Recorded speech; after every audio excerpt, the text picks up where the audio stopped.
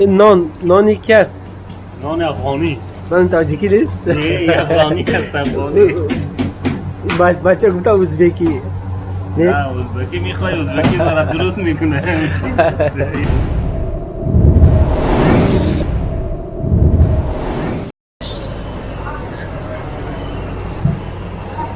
یه هلا سلام گرمی جوشان از نزد تنوری تصفان. تماشابینان عزیز و خیلی گرامی، خیلی که فهمیدین امروز در نزد نان تندور و نانواخانه افغانی هستم در دبی که سالهای آخر مثل این نانواخانه های افغانی در دبی و شارجه و اینجا خیلی زیاد شده هستند.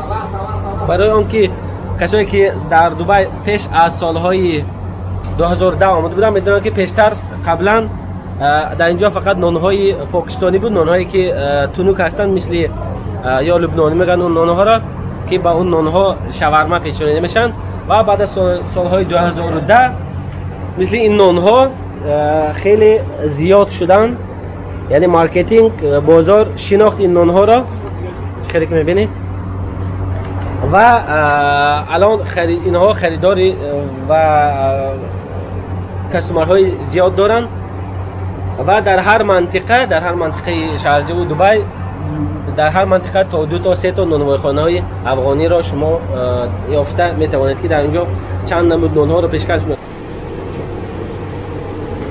اوری در نازم قربان سفید کمای گشته دنیا با مثالی تیری پرتافتنیست، آدم با مثالی چیزی نایافتنیست، هر چیز طلب کنی بیابی با جهان.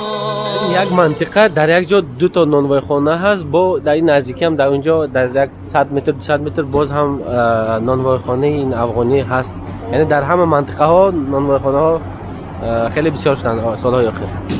و این نانها باشد در اینجا قیمتشان این نانها 2 درهم اماراتی است. بیا این 2 تا برای من بده. چه بگی؟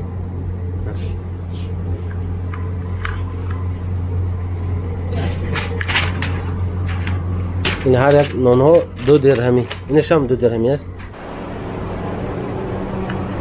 سلام تاجیکا، سلام فرزندوارا. خوبی جناب بخیر. اسمت چیه؟ اسم ما طاهر. طاهر؟ یعنی نانوایی چی؟ نان میپسی؟ نان افغانی. این نان افغانی است؟ نان افغانی است، یکی از ازبکی است. ازبکی کنی ازبکی؟ روغنی پخته میکنی. این ازبکی است میگی؟ تاجیکی نیست؟ نه. خیلی مانم به تاجیکی.